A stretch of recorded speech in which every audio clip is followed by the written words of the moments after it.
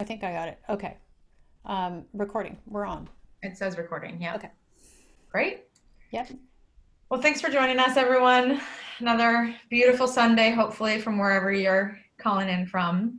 And today's session was inspired by last week's session, which was really neat. So today we're going to be talking about kind of what does grieving and grief look like, and then how do we release it, transform it. And this was kind of inspired last week through the conversation. I think we did a lot last week on sort of introductions, background, who we are, how we came together, and then kind of how we came together to talk about endings and death and dying, but hopefully in a pretty positive light. At the same time, not, being sure to not neglect what the most important process is, which is the actual grieving and how we move through that. So because we're having this conversation during a pandemic, one of the ideas was, gosh, everybody's grieving right now. And how can we collectively learn and grow from this and talk about it? So before we dive in, just a couple logistics. We already mentioned we are recording. If you want to talk, unmute yourself. We're just letting you guys do your own muting and unmuting. No obligation to talk, but we have found, and we especially found last week, that a lot of the great stuff came from other people's shares. So you're welcome to share, and you're also obviously not obligated. So let's see, what else did I want to say?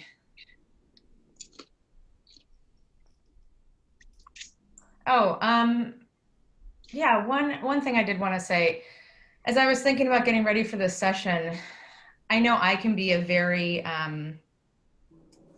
my brain can overwhelm my feelings a lot of the time, and logic and that kind of thing. And I know everybody's very different that way, but I would just encourage people to, as they approach these conversations with us, whether you're joining us live or listening to it recorded, while I know we desire to understand things with our logical brains, so much of these conversations just don't compute that way. And so this is gonna be part of our conversation today, is how do we think without our minds, like, with our hearts and with our bodies and with our energy. So I guess I would just say, I would encourage everybody who listens to this to not try to make sense of everything with your brain, but instead kind of listen with your heart and think about this more energetically. So I've found that to be really helpful with me. In many of the sessions I've had with Kim personally over the years, I've had to remind myself, okay, maybe those words don't make sense to my brain, but what's actually happening in my body as she says that, or as we talk about these colors, or we talk about this energy moving. So just wanted to encourage people to sort of see if they can adopt a little bit of a different mindset when we're having these conversations. I would like to add to that too, because the mind kind of creates and thinks in a line. It creates very linear. And so a lot of times what happens, it's kind of like if I say, hey, let's go on a walk.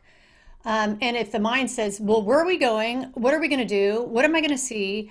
Then you won't even go on the journey with me. And so, in the mind, when it's thinking kind of like, okay, what are we talking about? Where are we going? And if it doesn't know, then it'll stop even movement. And so a lot of times the mind will take us, and especially with grief, it will take us to a dead end. We'll get to a point and we may feel hopeless. We may start to grieve. And at that point, kind of at that dead end, we don't see beyond that. And so when we don't see beyond it, it's like this week, I was working with a kid who was contemplating suicide, and he had gotten to that dead end. Like, I have no future. I can't see beyond just black. I'm in grief. And so, we had to start to create kind of new stories, new pictures. But the difference between the mind kind of creating in this line, it takes us to a dead end, it always ends at a dead end, as opposed to the heart, is the heart, when you are kind of heart-centered, what happens then is the heart creates in this circle. It creates in a cycle. So from your center point then, you're able to see kind of beginning, middle, and end. It's kind of like if you're at the center of a redwood tree and you're looking kind of at kind of the ring around it, you're able to see from a perspective of, okay, this part of my life, I'm in a new beginning or I'm in an ending. And being in center allows you to kind of keep in the center of that merry-go-round as these stages of life kind of happen around you. And by then being heart centered, you'll be able to, maybe get in grief at certain times at a death point, but then you'll be able to go back to your center. You'll be able to be, and then you'll start to experience this life cycle happening around you. It's a very different way of seeing. So the language don't get hung up on because the heart starts to connect us all. And this way of being, this way of kind of experiencing life, in this cyclical process, in this circle, as opposed to the mind creates in a line. Yeah, Kim, I have a question on that before we dive into. I know you probably wanted to do a welcome and open too before we dive Yeah, into the actual that's grief. kind of my welcome, I think. But, I'm going off yours. but one thing, and this could be a question for you and or for Betsy, or really anybody. But I'm just curious, as you know, for lack of a better word, people who guide other people on their journey, whatever that might be, and you both do it in different ways. Do you have any techniques for helping people to get in their heart? Because I think even people who are really in their head are like, well, great, tell me to be in my heart, but I don't even really know what that means because I'm still thinking about it. So any thoughts on that? Yeah, yeah, and we'll work a process, I think, too, if we have time at the end. But it's more about attention, and it's more about because we do have control of our attention, and kind of if I'm placing it on you, my attention is on you, and if I'm placing it within my heart, it's like a flashlight. You're just kind of illuminating, kind of your center, and when you place your attention there, something starts to happen, and you start to experience being. You start to experience center in a very different way. So your mind will always go to all these different things. But when you place your attention in your heart, it's like a magnet. It will pull your attention, it'll pull the energy back. And then you start to experience, even if it's for a second, you will start to change, you will start to transform, you will start to experience the world in a very different way and see it from wholeness as opposed to just an ending or a beginning or one aspect of what your mind is hyper focused on. Great. Yeah. What also comes to mind for me is that when I started doing a lot of the yoga and meditation practices, it just took an incredible amount of discipline to keep coming back to my breath and keep coming back to that space. And it's just the discipline over and over. And just like anything, like exercise or anything, it gets easier over time. But I think when you're trying it for the first time, it feels almost impossible. Yeah, and I think the creative process, it is about just letting the mind go. I always let the mind go and then bringing it back. It creates the distance in between gets smaller and smaller from where the mind maybe gets stuck out, maybe on a thought or some anxiety, and then we just deplete our energy. But the more we do it, the more practice we get into. It's just like breathing, the out breath, the in breath, and then it's a fluid motion. Mm-hmm. Do you Well, have we're, anything you wanted to share on that, Betsy? oh, Um, so sorry. I think Betsy wants to ask something. Do you mind giving another, can you feed my brain with a little bit of definition of pictures again? Yes. I know that's something that, Yeah. yeah. I was going to talk about that too, as it relates to grief. And when I was in graduate school, I had a practice called traumatic incident reduction, and it was a method where I worked with vets who had lots of trauma. And so what trauma is it is where in a moment in time they got stuck. It's like if there was a landmine that, kind of went off, their friend blew up. It was a certain day. There was a certain, maybe it was sunny, maybe there was clouds. There was certain sounds happening. There were things that were in that environment, kind of in that story. And those are called pictures. Kind of pictures are our thoughts, our one feelings. second, Kim. Justine, can you mute? I think we have Oh, some. I'm so sorry. Yeah, no worries. Thank you. Our thoughts, our feelings, our beliefs. So, like in the circumstance, what I would do is when you have trauma, when you have grief, our spirit kind of takes off and our body is in the incident, in the traumatic incident. When there's that break or that split, then there is a part of us that doesn't quite come back. So, what I would do is have them kind of look at the incident, kind of tell me what happened. Where did it start? I would bring them through this process, kind of, right before the incident happened, what happened if you're looking at it like a movie. And so they would go all the way through the end. And by kind of them viewing it and reviewing it, they kind of separated. They became the observer, like a movie, of kind of the incident, as opposed to just being in the trauma, being in that pain. And so what happens though is that when we have traumatic incidents in our life and we experience grief, they usually start to compile. So if we maybe were divorced or broke up, in a relationship, and then another incident kind of happened, it kind of piggybacks on each other. And what that will do is compound it. So we get all these traumas kind of layered onto each other. And so a picture is this. A picture just means I have a thought, and that thought has an emotion, and that emotion creates a response in my body.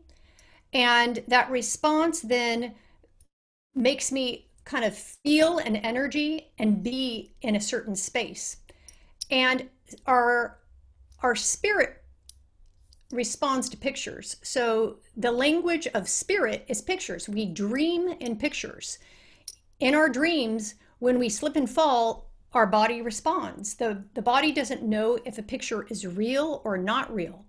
And so a lot of our perceptions kind of in this world that we see, kind of things that we're kind of inputting, a lot of that isn't quite real. It's like I was talking to Val about people with the mask. Everyone's wearing a mask, and kind of our reptilian brain is kind of responding to this.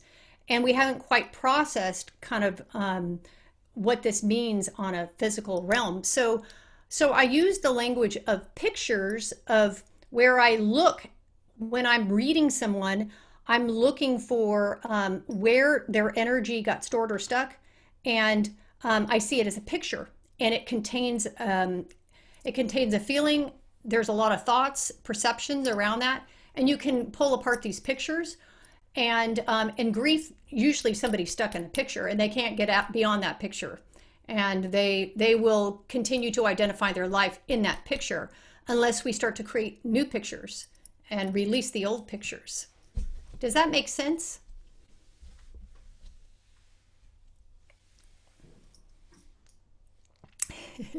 Thanks. Yeah. It does to me. Sorry, I've started getting sizzling, so I muted it. I love it.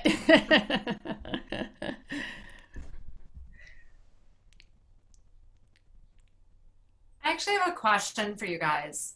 So this just came up in a conversation that I had with someone today who works as he calls it home fashion. He's like an interior designer, but he also does, like, he's a wedding planner, and he has basically his apartment is like a store in Toronto. It's really beautiful. And he echoed something that has been, I feel like it's been coming up a lot, and it's come up a lot in other ways, but it seems more intensified now, which is this feeling of, like, he was saying, like, what I do feels so frivolous and so insignificant when there's so much suffering in the world. There's so much pain. There's so much misery. Like, how dare I, like, try to sell a beautiful rug or a pillow or a candle when there's, like, somebody who can't get food, and or a hospital worker who can't get a mask or something. And we had sort of an interesting conversation about it, but it really it's now making me think about what you're talking about, which is really like grieving. It's almost, I guess I'm not sure where the question is, except how how do we approach that and I have my own sort of theories about it based on, you know, the teacher that Val and I study with, but how do we approach that right now where it's not only our own grief of like what we're doing maybe feels insignificant or I shouldn't be joyful, and also grieving the state of the world. Like how do we, is that a question? Does that make sense? Yeah. Yeah. I have a lot of thoughts, but you want to go, Kim? Or I answered the last one. You can go, and then I can go. I have a feeling the way I'm going to answer it, though, is probably what Betsy's thinking because we study with the same teacher. So Okay. I'll just give my 2 cents on it. I mean, so when you were talking, Bets, what was actually the reason I was nodding and just totally understanding what, you know, where this person's coming from, because I think a lot of people are coming from that place. A lot of artists, like, well, gosh, I mean, maybe I have more time to paint or write or whatever your form of art is. But then this feeling of like, well, does the world really need me to do that right now? Should I be sewing masks? And it's like, so one of the, you know, we were talking about this other course that I'm taking called Playing Big by Tara Moore, right? And so we just finished part of that course where she was talking about the people that bring beauty and light into the world. 100% that is so needed, right? I mean, we respond to beauty and light and love and laughter. And this idea that that's not important in this time is it's actually the reverse. But I think that's not really what your question is. Your question, the way I heard it, is more about, so I think we both would reconcile that that work still is important. And then it's about sort of, you know, getting your mind to stop telling you that story, right? But I think the real question is like, and I even said this last week when we were talking about, I'm like a little bit sheepish about sharing with people that things are going well right now. That doesn't feel like very respectful of what's going on in society to even share that.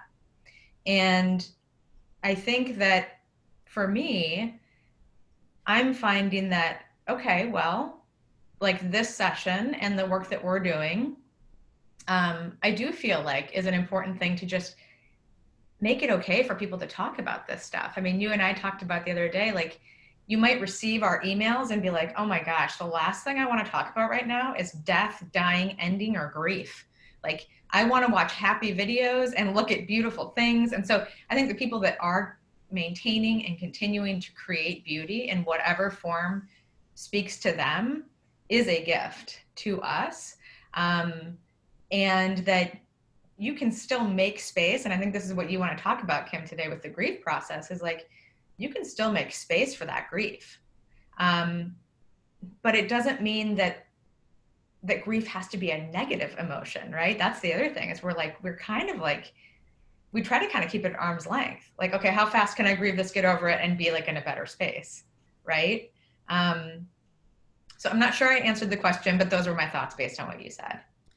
Yeah. So, you know, we're all in a grief mode because our businesses, in a sense, all of our businesses, even if, you know, it's interior design and beauty and luxury, we have to grieve what was our old life because our lives are going to be different from here on out. And so that grief is very real to kind of grieve, and you know, and how kind of like that contemplation, how I can maybe do something different, or you know, I think we're all going to be looking at what are we going to do now, and I think it's going to be very different. And even if it is an interior design, let's say, what's important here, I think, especially in the grief process, is like I was just talking to a client right before I had this call, and I had a session, and she's in New Orleans, and she has been in a lot of grief, like where she's been paralyzed and can't quite move. And actually moving through kind of this process of, you know, what's happening, you know, she started to create very elegant and beautiful masks, you know, and with her sewing machine kind of, you know, sewing it's kind of getting that energy out, using that grief to create something. And I think that's where we have to really connect to source or to connect to whatever you connect to, and be asking in this time kind of, and if we can really kind of move it through our bodies, it's very important to kind of move things now through the body and see how we're going to do what we do in a new way, or we're going to maybe be doing entirely new things. And we're in a great point in our lives now because we don't know exactly what the future is going to look like. And that's kind of 0 point. And being kind of at zero or not knowing is the biggest opportunity we have for something new to come in and through. And so, in a situation like your friend, I think just even getting into the question of asking, okay, what can I do?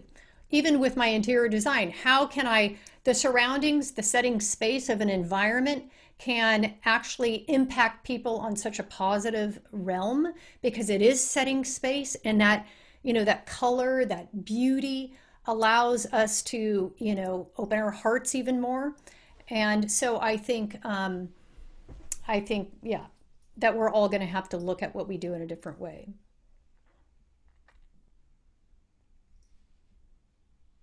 To me, it seems like the orientation here is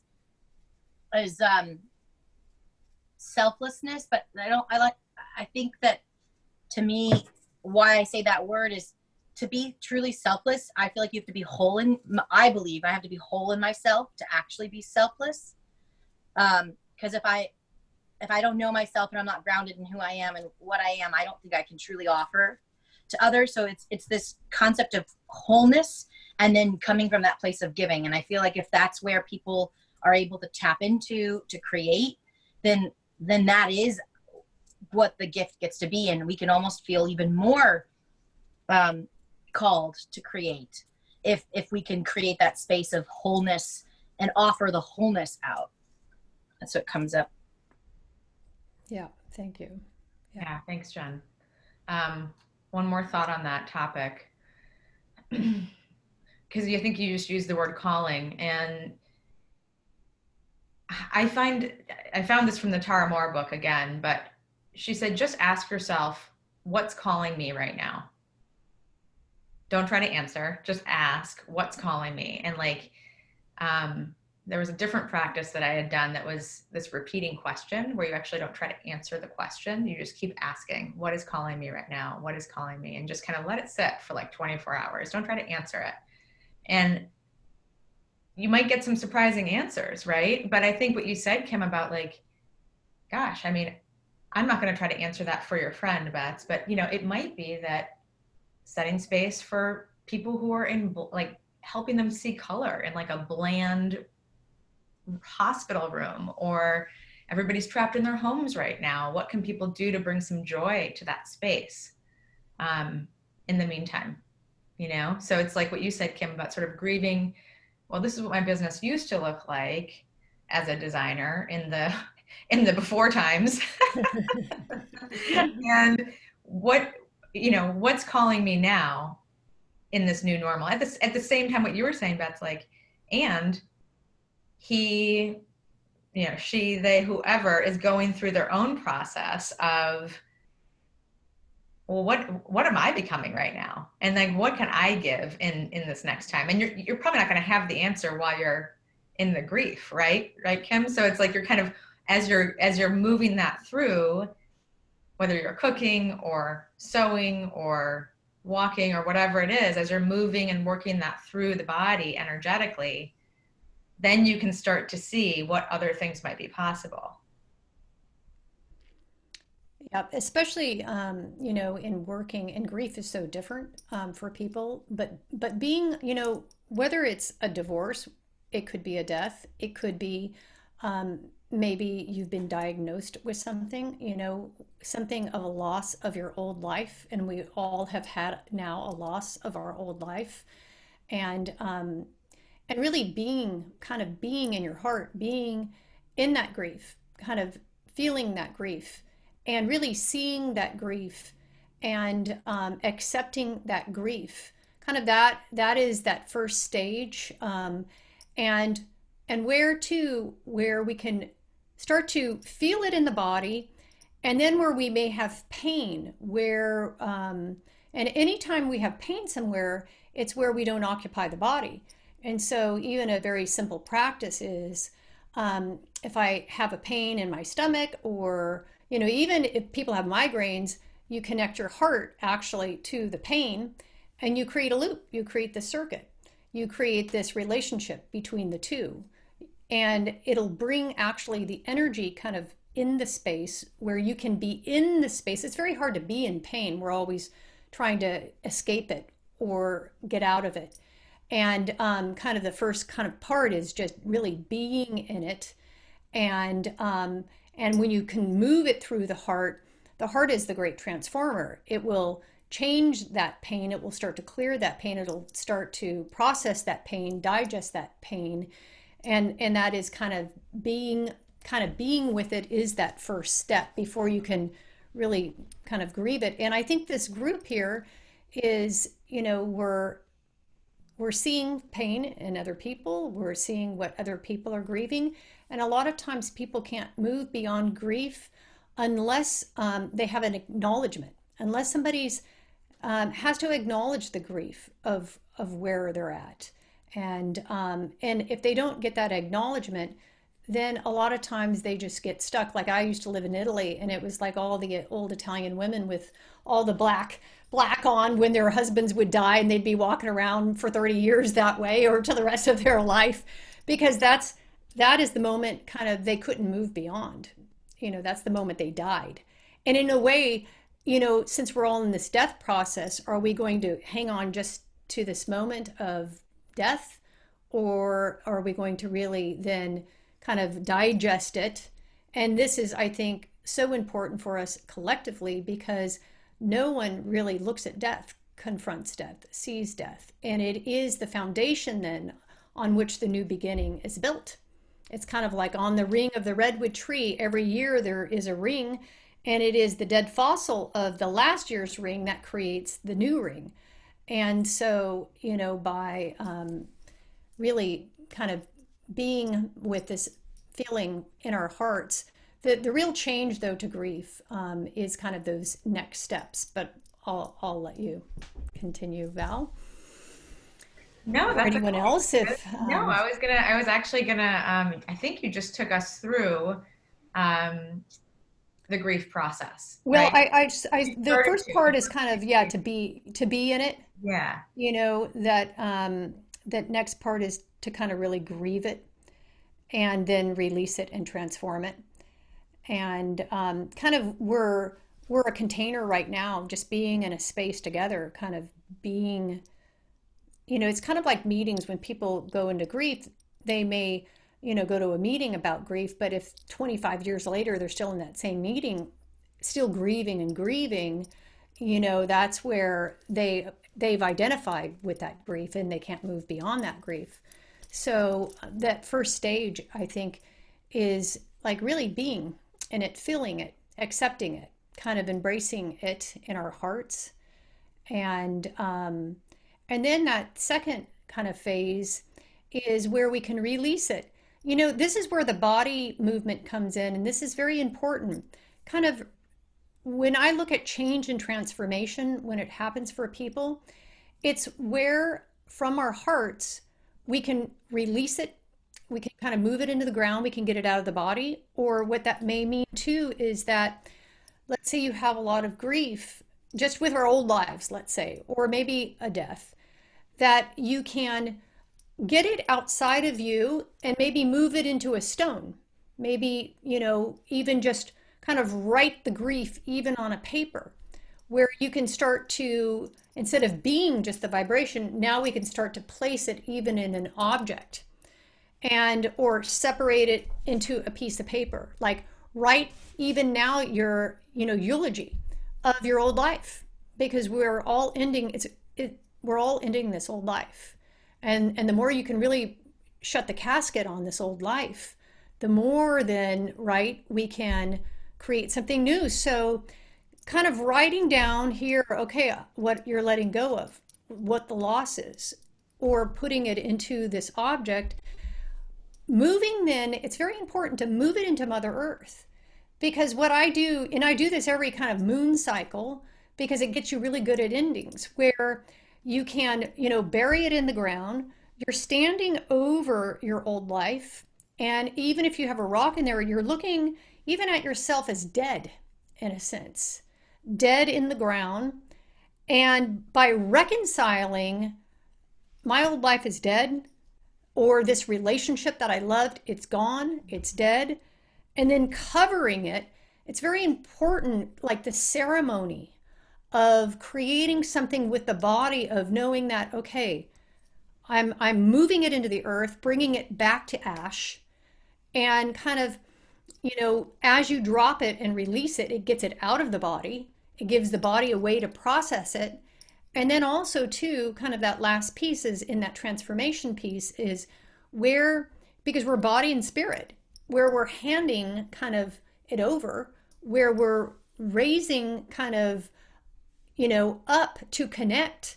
And this is where you were talking about as far as asking. When I ask, it's not just an ask. It's more, I'm raising it up. I'm asking the field or source. And in asking, I get in co-relationship with, source. And then I don't want to know, like you said, what is going to come through, what's new. I ask, I receive. That's just kind of a circuit of energy. So, that other part is I'm gonna raise my, raise up my spirit and allow something new to come in. And, even when I work with people in death, and or where people are in grief, I'm saying hello to their spirit where their spirit can't get back into the body because their heart has closed off. When the heart closes off, it creates this disconnect. And then when I start to find their spirit, connect them back, into their heart, then we can kind of open that heart. And then their energy starts, the spirit comes back. Then they can create a new life. And so, it's the ability to go out pretty high, create new energy. This is where I've helped people come out of comas, where a coma is just that they're in a picture, they're in kind of this state of being, and they don't have enough energy to wake up, to get out. And so you got to collect up a lot of energy, bring it kind of in the heart and in the body, and then they can wake up and come out.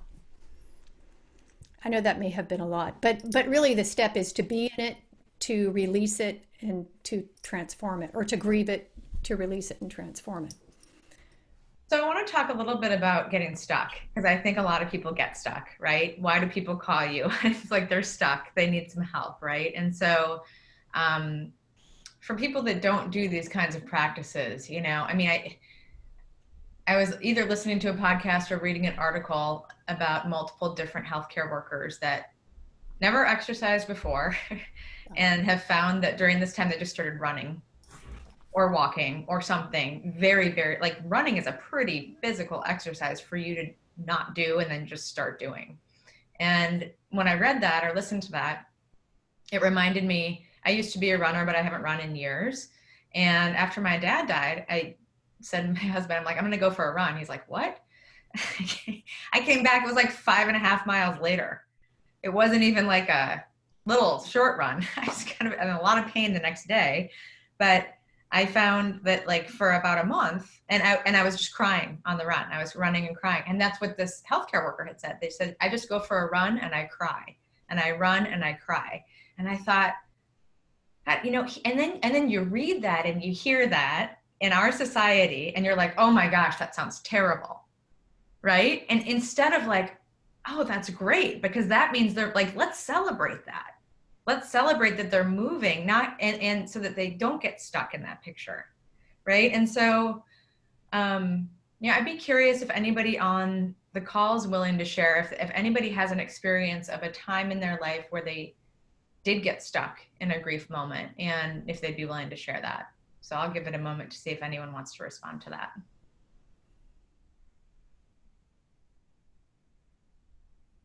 Hi. So my name's Donna, and as you're sharing that, I'm thinking of a time when my daughter died. She was 18 years old. Parents' worst fear, right? But she was a performer. And I got stuck in grief for about 6 months. And then I was inspired to start singing.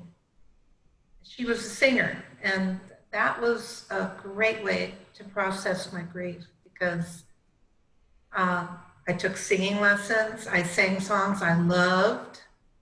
And every time I sing, I carry her in my heart. Right. Plus the vibrational frequency of singing, aligns the body and activates the parasympathetic and sympathetic nervous system, the vagus nerve, all that. So that was really a powerful way to transform my grief and a great lesson. Yeah, Yeah. that is beautiful, and especially because it's the throat and where, she's with you kind of as you sing, and her voice is there, and that is where, especially in the neck, it's like you can, express and hear her voice, I'm sure, and that's beautiful. That is a real great example of being connected, still connected to her because she's a spirit. It's not like she leaves, through that voice, through spirit, and that's the creative channel. So what a beautiful way of still continuing your communication, with her. And Yeah, that was absolutely beautiful. Thank you for sharing that. I'm amazed you only got stuck 6 months, yeah. given the significance of the loss. And I'm curious if you happen to remember what inspired you to sing. Do you remember? Well, like I said, she was a performer and she had recorded a lot of music before she died. She was 18, headed to stardom. And so she had a lot of recordings. And as a, kind of a ritual of honoring her life, I made recordings of her recordings and sent them to loved ones so that they could carry her in their heart and memorialize her life in that way. And as I began to get involved in making recordings, I just started singing. And I had a friend who was a vocalist and a vocal teacher. And I just asked her, would you teach me how to sing? Oh, wow. Yeah. Yeah, Beautiful.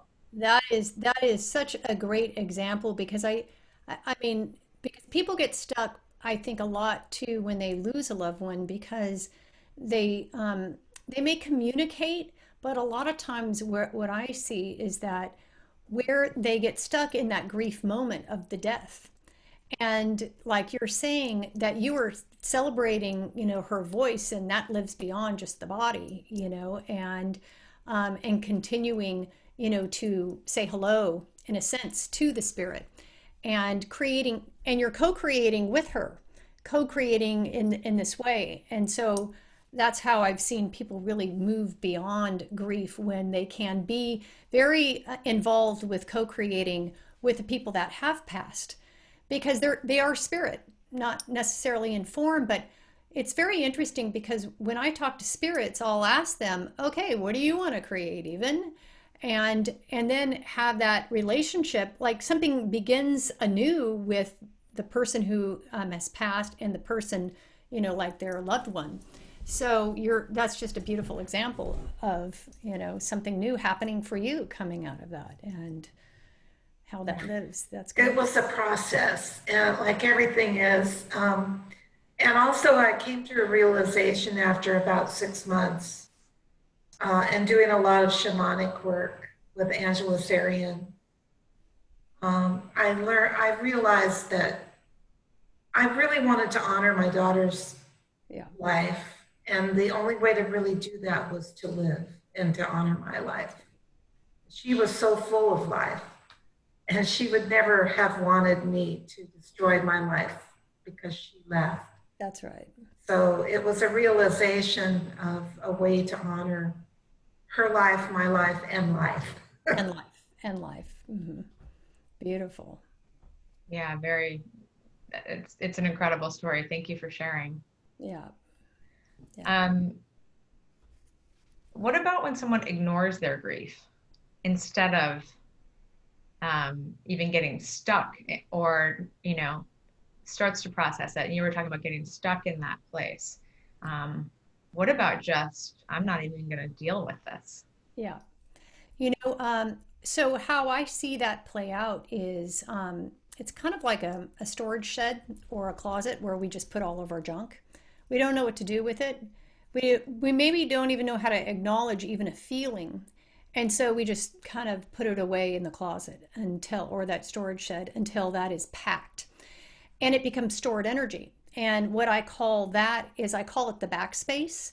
And what I mean by backspace is in the unconscious, when we don't know how to deal with something, or even we see someone die, I remember seeing my grandfather die for the first time, and I started laughing. You just kind of don't know what to do, and so it's kind of like this stuck and stored energy that happens in the unconscious.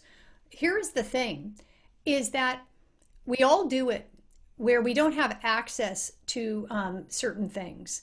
And whatever gets stuck and stored, it comes out and it gets created in our daily lives. So what does that mean? It means that our own backspace, it's kind of like the rudder of a boat. We think we are headed toward our intention, but ultimately it's the rudder behind us that is moving us to where it wants to go. And when we have a lot of stuck and stored energy that we're ignoring, what happens is we're creating situations in our life unconsciously that will get us to look at the pain, to look and identify, kind of where we're stuck, what we need to deal with, so we can process it, so we can release it and let it go. And if we don't take that opportunity, to identify it, to kind of transform it, to move it, then, our backspace just keeps getting filled up, and we keep recreating the scenarios again and again of loss, of pain, of grief, and until we can just really kind of transform it.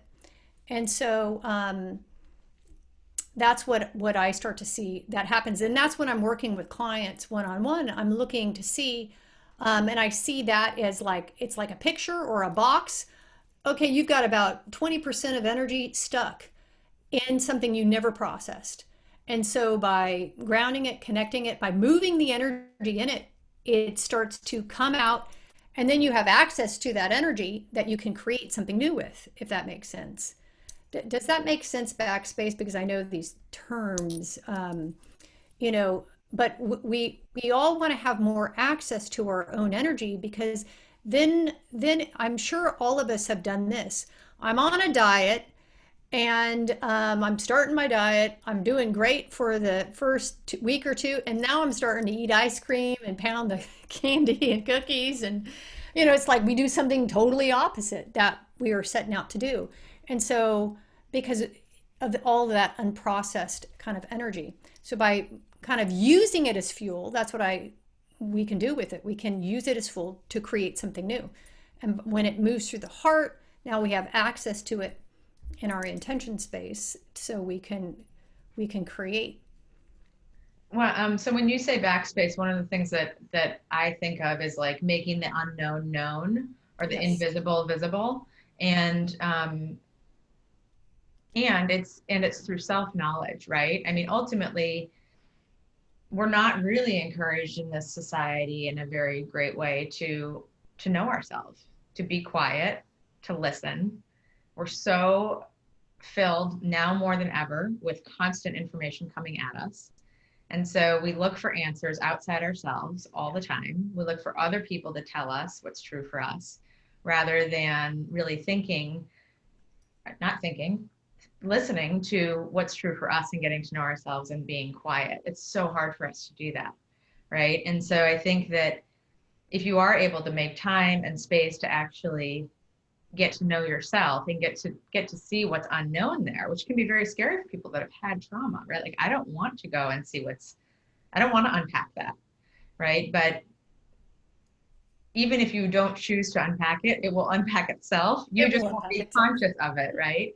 And one other thing, when Donna was speaking, I was like, oh, you mentioned doing some shamanic work. And it's just like, I feel like so many people that do look for ways to get to know themselves, it's outside of Western society. You're not turning on the television to get to know yourself. Right. You're turning to some other kind of ancient wisdom that's helping you connect to something beyond your body and your mind. And I think too, this is a part where I have to say, our backspace is connected to our ancestors because my dad was an orphan, and he was sent to a lot of different foster homes. And I knew the grandfather, but I didn't really know much about him. And my dad never told me the story. And so here I'm involved in this charity, helping people that have been affected of gamblers, where they've gambled everything away, their families have lost everything, and the children who are now in foster care. Like, unbeknownst to me, I'm working in this foundation helping this, and I get these gamblers kind of coming through at certain times. And then I'm telling my dad this, and the reality is that his dad is a gambler. He gave him up because he gambled everything away. So there's this pain and this trauma, and here I'm trying to resolve it. Here am I trying to resolve something I didn't even know, but was in my backspace, trying to heal kind of his wound and the wound of abandonment. And so even though I wasn't abandoned, but it's still, I inherited it. And so it's kind of like, and then it kind of replayed in several different ways that I got a chance to confront it and now understand it and then try to transform it. So that is how our backspace can work too, because we're all affected by our genetic line. So this might be an unanswerable question, but how does somebody recognize when something does come up in their life that it's not actually theirs? Like, you have a very special ability that most people don't have, right? So, like, how would somebody, like I said, this may not be answerable, but like, if I suddenly started getting surrounded by gamblers, like, I would know that I didn't do anything in my life to create that. Right. So how would I it's get out of that loop, right? So it's your automatic responses, kind of people's automatic responses, what shows up, kind of my reactions even in that time, like kind of maybe even being codependent in that time, trying to overheal, trying to overly help, and kind of the automatic response and not knowing, why am I responding here? It's kind of like clients that have had a lot of weight issues where their grandparents were in the war and they starved. And so it is something that's vibrating in them. And so it's just kind of this automatic response. They're doing it, and there's not a lot of awareness around even why they're maybe even doing something. And so that's actually even a lot of addictions, it could be started 5 generations ago, and then you start to do certain things and you're not sure why, but you're doing it. It's the automatic response that kind of leads you to, oh, wait a minute. Okay, if you can identify, wait, this wasn't mine, this isn't mine. And then you can start to unwind it before it began. And instead of like carrying it on.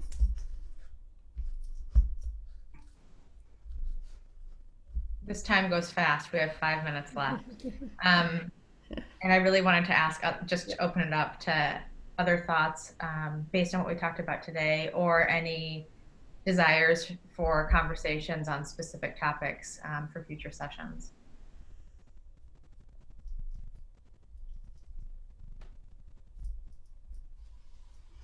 I think that the last question kind of makes me think about really how do we honor ourselves as vessels. And so I'd be interested in us exploring that more, and kind of really what, just hearing from Kim and Val and Betsy, especially since you both have you know, I know Val and Betsy have gone so deep into yoga, which is, I think, is all about the physical vessel and its connection. I don't know that much about it, to be honest. I'm from LA, so I walk around as if I know a lot about yoga because I'm supposed to, but I don't.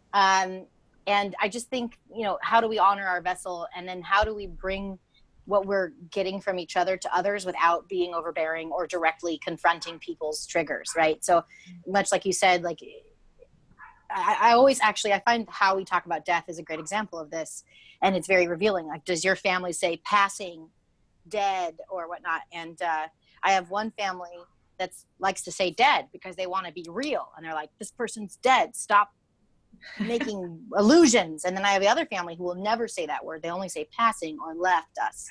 And so just even our word structure, how we, it's basically, my question really comes from how do we interact with others around this, and how do we honor our body as a vessel for bringing this to others without necessarily banging down their doors. That's very good. Yeah. Yes, Donna?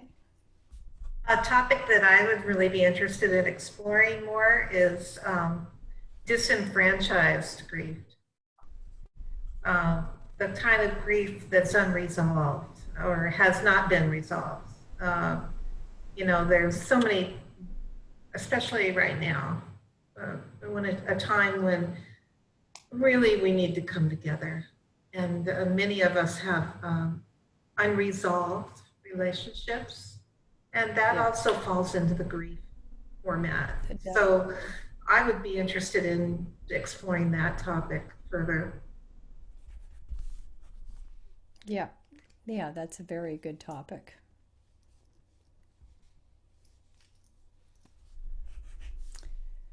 And I guess just a quick reflection, you know, on the question that you asked a little bit ago is just, I had a lot of older family members, like great aunts and uncles. And so I've been to a lot of funerals in my life for a young person, I think. I mean, I'm middle-aged now, I guess, but but I went to a lot of funerals growing up. My parents didn't shield us from it. We went. I had grandparents that died when I was very young, and then and like I said, a lot of great aunts and uncles. And unfortunately, we've had a number of suicides in our family, and one with a first cousin who was very, very close to me. We were like brother and sister.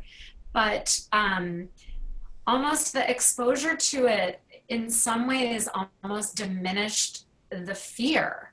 Not to say that it wasn't scary or isn't scary, but this sort of like, because I wasn't shielded from it, because I wasn't sheltered from it. And I think like Jennifer said too, like how the words your family uses to talk about it, and then how that carries on. So like, I still talk to my grandmother who passed when I was 21, or who died, or whatever language, right? And like her sisters I was very close to them. And my cousin who died now 6-7 years ago, like we talk about him a lot. So I would love to even just integrate or hear more about how we integrate. Yes, Kim, what you were saying about, I'm all over the place, so bear with me. The ancestors and how we carry that, but also like on the positive side, like how we then carry those sort of positive aspects. And like Donna was talking about with her daughter, like the legacy of her daughter's dharma, of that light, and how she's carrying it forward. And just more ways of like how we do that and what that feels like. So I would love to explore and hear from everyone else too, what those processes look like.